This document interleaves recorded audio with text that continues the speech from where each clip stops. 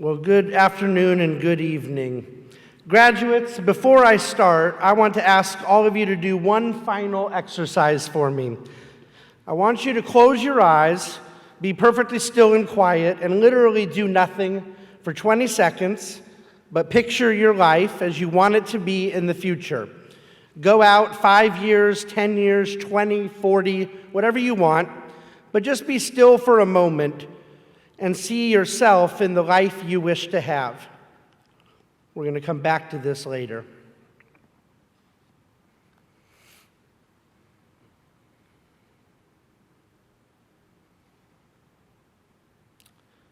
I'm going to take for granted that none of the graduates we celebrate tonight have ever experienced a high school graduation of their own. And I'm going to take for granted that all of the parents and guests here tonight who are older than this graduating class have. I suppose one of our senior class members in the future could at some point have graduated from another school, but then come to Pacifica to get really educated, or maybe because they heard about Mr. Stratton and just wanted to find out what all the buzz was about. But I don't think that's the case tonight. I am sure you seniors are all doing this for the first and only time in your lives. What a truly powerful moment it is. It's a momentous occasion. So as I give the commencement address tonight in this momentous occasion, I'm assuming that I'm speaking to two types of audience members. The one I mostly want to speak to, the 2018 graduating class of Pacifica Christian High School, who likely never heard a commencement before, and then mostly everyone else who likely has. Commencement addresses, whether for high school or college graduations, lately seem to go one of two ways, and sometimes both. Number one, a highly politicized, controversial message, generally targeted to the far left or the far right impulses of the crowd they're speaking to. Or secondarily, a somewhat shallow message of reaching for the stars, of how you can do whatever you set your mind to, how every one of us could start for the Golden State Warriors and be President of the United States tomorrow if you just believe in your dreams.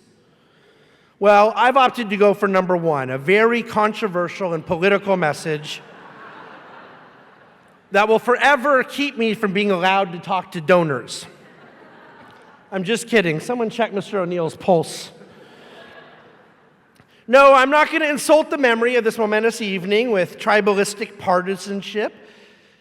I also am not going to use my time tonight to tell you that the only thing between you and the NBA is to dream the impossible. I'm hoping that after 3 years at Pacifica, you're smart enough to know that most of you will not play in the NBA because you're not good enough at basketball.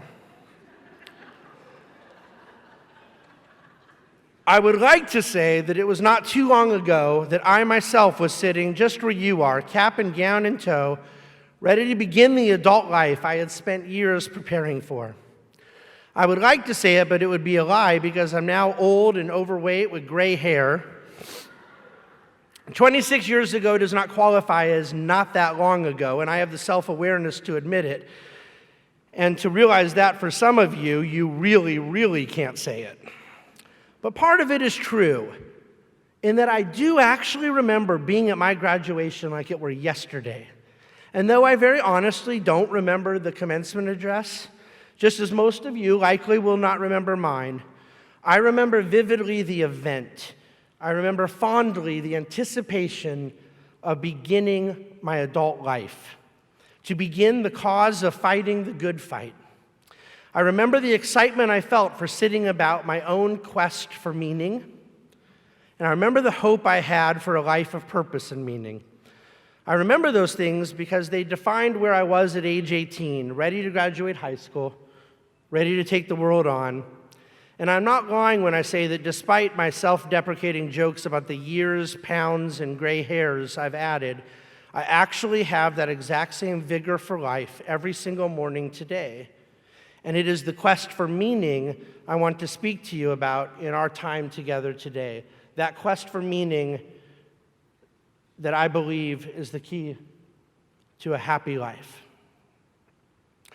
The excitement I hope you all have for your lives tonight, and when you're 44 years old and still talking about the half marathon you want to run, or quarter marathon, or 5K, or 100-yard dash, has one significant existential threat standing in its way, and that threat is the subject of my address to you tonight, graduates.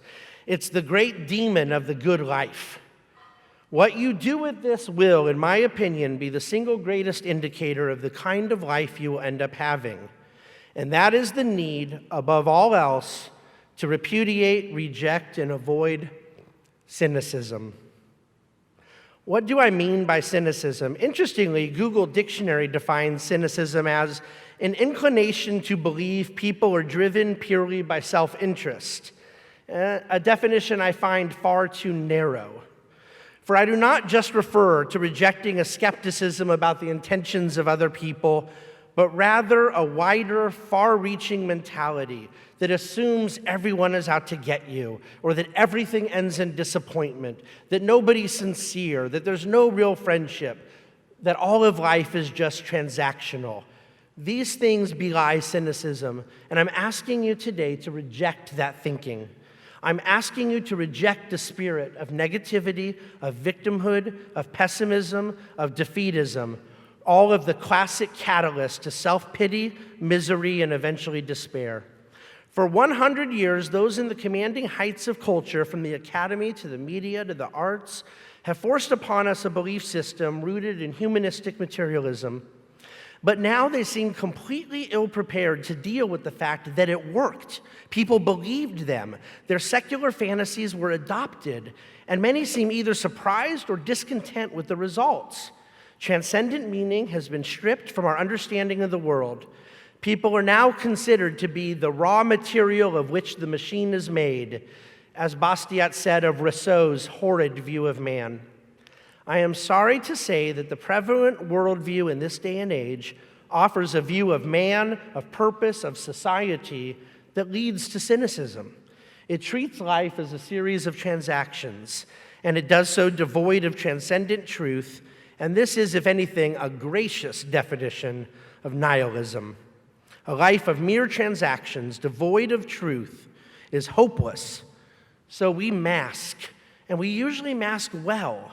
The good ones can pull it off for a long time, usually with dysfunctional behaviors, habits, relationships, but leaving a hole. And whether or not our masking behaviors blow up in short order or instead just hollow us out over long periods of time, the results are tragic. The results are not the good life. They result in the kind of life that no one at their high school graduation is sitting there dreaming about. Cynicism that gives way to despair, masked with the milieu of poor decision-making, is the building block of everything you do not want your life to be. I identified a syndrome when I was in high school, and I've seen it reinforced throughout my adult life. I, like all of you, at least for this year, and most of you for presumably much longer, attended a Christian high school. And inevitably, there was always that kid, usually more than one, obviously, who just hated the place. And once he or she was out of that lame Christian school, they were really going to crush it. Their cynicism started early. It rhymed with discontent. But there was one fatal flaw in their thinking. Once they got out of that place, they went to college, but it turned out college was stupid too. Surely once they got done with their degree, though, then they were going to crush it in their career. And guess what? Then some awful boss had to be purged before they could find their lane. And then a spouse, and then another job, whatever. The cynic became a grown-up malcontent. And I do not criticize that type of person merely for the toxicity they may bring to the lives of those around them. I warn against it tonight because I want you to avoid the soul-crushing fate that awaits the permanent cynic. There is absolutely no way to avoid cynicism without a refresher in the meaning of life. Left to our own fallen devices, cynicism is not merely a potential trap. It is inevitable. It is too good at stripping mankind of joy and promise for the enemy to not absolutely relish it. Willpower, rank determination, or some memory back to the content of this speech are inadequate tools in the cause of rejecting cynicism. Wallowing in negativity is just too easy if the meaning of life is not tattooed into your very being. Perhaps one of the greatest books ever written, not inspired by the Holy Spirit, is Viktor Frankel's Man's Search for Meaning. Frankel quotes Nietzsche, of all people, frequently and fondly with, "He who has a why to live can bear almost any how." Why are Frankel's observations about meaning in his book authoritative? Well, he wrote them first in his heart and mind, and later on paper from a concentration camp of Auschwitz. 60 years ago, Frankel identified the prescription of cynicism as a defense mechanism against nihilism to be wholly inadequate, and recognized from the worst misery possible in the human experience that it was entirely possible to flourish, for the spirit to survive, when happiness was no longer the desired aim. From the torturous existence of a concentration camp in which 17 of every 18 men died and the other one wished he could, Frankel discovered that the far superior aspiration to happiness is hope. In the moments where the daily blessings of convenience and pleasure were not possible, it was hope that provided meaning. The gods of our age have programmed us to spend lives seeking pleasure, and for some who have the wiring, to pursue power. These destined for failure pursuits are certain to frustrate, and then cynicism takes over, and then we mask, protect, and hide. But I join Frankel in suggesting that the problem is not how we respond to our failures to find pleasure or power, but rather in those very pursuits to begin with. Hope can provide a greater cause for resilience than anything on earth, and hope requires something to hope in, and that object of our hope is the meaning of life. The quest for meaning, for purpose, for telos, that very quest transcends pleasure and power and even causes a Jewish psychiatrist to flourish out of the horrors of Auschwitz. His enduring insight is that forces beyond your control can take away everything you possess except one thing: your freedom to choose how you will respond to the situation.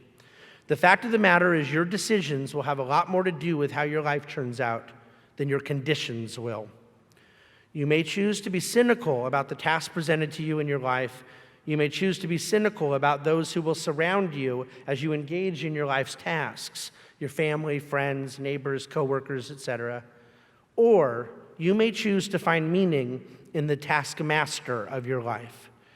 For in the noble effort to omit cynicism from your life and to commit good decisions, strong resilience, passionate quest for meaning, in these sanctifying behaviors, we find that taskmaster, God himself, who made you and loves you and has asked you to do just two things. And I mean this. I really believe the entire Christian life has always been able to be summarized in the simple, childlike words familiar from the old hymn, to trust him and to obey him. That is the meaning of life. Graduates, in trust and obedience, there is no cynicism, not about the mere distractions, frustrations, burdens, or inconveniences of life, and not about true pain and suffering either. In trust and obedience, there is hope, a hope that provides meaning to life, a life that you now enter the adult version of, equipped for academically, trained for morally, and simply waiting for the experiences that will environmentally test you, but give you the opportunity for true flourishing, for the good life. The good life is why we started Pacifica. Your flourishing in the decades ahead is why this school exists and will exist for generations to come. We want you to flourish from ages 15 to 19 in the glorious years of high school, of course. I really hope you all have flourished these last 3 years here. But from the bottom of my heart, I pray even more for your flourishing in the decades to come. I pray that the life that you sat there and envisioned right in these seats at the beginning of my talk be one rid of the corrosive effect of cynical negativity, because your life is one wrapped in purposeful meaning. This is our aim. This is Pacifica's telos. In conclusion, and in the spirit of repudiating cynicism, Reach for the stars if you wish, or better yet, he who made the stars. Seize the day, or better yet, in each and every day, learn to trust and obey. And may the class of 2018 at Pacifica Christian High School of Orange County find the good life that comes from hope and meaning. Thank you very much.